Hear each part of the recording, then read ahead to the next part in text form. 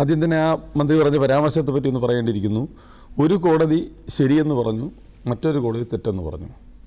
ആ പരാമർശം തന്നെ തെറ്റാണ്. അതിന് കാരണം പോലീസ് അന്വേഷണം നടത്തിയ ശേഷം പോലീസ് കേസ് റെഫർ ചെയ്ത് മജിസ്ട്രേറ്റ് കോടതിയിൽ അയക്കുന്നു.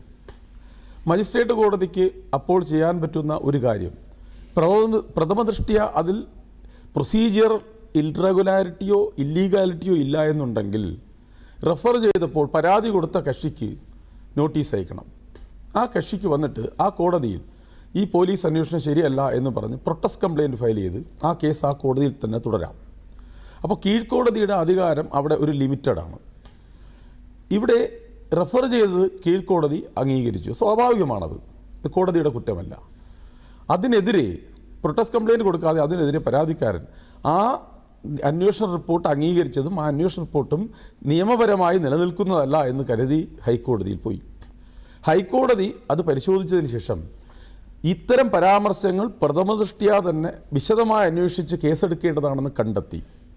അങ്ങനെ ഹൈക്കോടതി കണ്ടെത്തിയതിൻ്റെ അടിസ്ഥാനത്തിൽ പുനരന്വേഷണം ശുപാർശ ചെയ്യുകയായിരുന്നു. അപ്പോൾ അങ്ങനെ ഒരു പുനരന്വേഷണം വരുമ്പോൾ ഇവിടെ പ്രധാനമായും മനസ്സിലാക്കേണ്ട ഒരു കാര്യം, അവിടെയും പോലീസ് വിട്ട് ഒരു സ്പെഷ്യൽ ഏജൻസിയെ ഈ സർക്കാരിൻ്റെ കീഴിൽ തന്നെ അന്വേഷണത്തിനാണ് DGP നിർദ്ദേശിച്ചിരിക്കുന്നത്, ക്രൈംബ്രാഞ്ച്. ഈ ക്രൈംബ്രാഞ്ച് അന്വേഷണവും ഇതേ ഭരണകക്ഷിയുടെ കീഴിൽ പ്രവർത്തിക്കുന്ന ഒരു വിഭാഗമായ പോലീസിൻ്റേതാണ്. അതുകൊണ്ട് വ്യത്യസ്തമായ ഒരു അന്വേഷണ റിപ്പോർട്ട് ഇതിൽ വരും എന്ന പ്രതീക്ഷ സാധാരണ ജനങ്ങൾക്കില്ല എന്നുള്ളതാണ് സത്യം. ഇനി ഇതിനെതിരെ അദ്ദേഹത്തിന് വേണമെന്നെങ്കിൽ ഹൈക്കോടതി നടപടി അല്ലെങ്കിൽ ഹൈക്കോടതി തുടർ അന്വേഷണം പ്രഖ്യാപിച്ച നടപടിക്കെതിരെ വേണമെങ്കിൽ അദ്ദേഹത്തിന് സുപ്രീം കോടതിയിൽ പോകാവുന്നതും ഇത് തെറ്റാണെന്ന് കണ്ടെത്താൻ സുപ്രീം കോടതിയെ സമീപിക്കാവുന്നതാണ്. മറ്റൊരു മന്ത്രി സുപ്രീം കോടതിയിൽ ഇപ്പോൾ പോയി എന്തനുഭവം ഉണ്ടായെന്ന് നമുക്കറിയാം. എന്തായാലും അതിനുള്ളൊരു അവസരം അദ്ദേഹത്തിനുണ്ട്. അതല്ല എന്നുണ്ടെങ്കിൽ തീർച്ചയായിട്ടും ക്രൈംബ്രാഞ്ച് അന്വേഷണം നടത്തണം. ഈ കഴിഞ്ഞ അന്വേഷണത്തിനകത്ത് ഹൈക്കോടതി കണ്ടെത്തിയ ഏറ്റവും പ്രധാനപ്പെട്ട പോരായ്മ, ഇതിലെ സയൻറ്റിഫിക് എവിഡൻസ് എന്ന് പറയുന്ന ആ പ്രസംഗത്തിനെ ഫോറൻസിക്കിലേക്ക് അയച്ചിട്ട് ആ ഫോറൻസിക് റിപ്പോർട്ട് വരുന്നതിന് മുമ്പ് തന്നെ അന്വേഷണം റെഫർ ചെയ്തുകൊണ്ട് റിപ്പോർട്ട് കൊടുക്കുകയാണ്.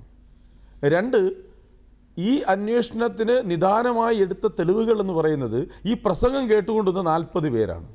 ഇതെനിക്ക് തോന്നുന്നൊരു പാർട്ടി സമ്മേളനത്തിലാണ് അദ്ദേഹം പ്രസംഗിച്ചത്. അപ്പോൾ ആ പാർട്ടി സമ്മേളനത്തിൽ കേട്ടുകൊണ്ടുവന്ന അദ്ദേഹത്തിൻ്റെ പാർട്ടിക്കാരുടെ 40 പേരുടെ മൊഴിയെടുത്തിട്ടാണ് ആ വേദിയിലിരുന്നവരുടെ മൊഴിയെടുത്തിട്ടാണ് ഈ അന്വേഷണത്തിലെ സാക്ഷി മൊഴികൾ സംഘടിപ്പിച്ചത്. അപ്പോൾ ഇങ്ങനെ പ്രഥമദൃഷ്ട്യാ ഇത്തരം കാര്യങ്ങൾ ഇതെല്ലാം പ്രക്ഷേപണം ചെയ്ത മാധ്യമങ്ങളുടെ മൊഴിയെടുത്തിട്ടില്ല. ഇവിടെ മൊഴിയെടുക്കണമെന്നുണ്ടെങ്കിൽ ഈ പ്രസംഗം ആരൊക്കെ കേട്ടോ അവർക്കെല്ലാം ഭരണഘടനയെ അവഹേളിച്ചതായൊരു തോന്നലുണ്ടായാൽ അവരെല്ലാം ഇതിൽ സാക്ഷികളാണ്. അപ്പോൾ ഇതിൽ പ്രത്യക്ഷമായി കുറച്ച് സാക്ഷികളെ മാത്രം വെച്ചുകൊണ്ട് ഈ കേസ് റെഫർ ചെയ്യാൻ റിപ്പോർട്ട് കൊടുത്ത പോലീസ് ഇത് തീർച്ചയായിട്ടും മന്ത്രിയോ അല്ലെങ്കിൽ MLA രക്ഷിക്കുന്നതിന് വേണ്ടി മാത്രം നടത്തിയ റിപ്പോർട്ടാണെന്ന് ഹൈക്കോടതി കണ്ടെത്താൻ കഴിഞ്ഞു.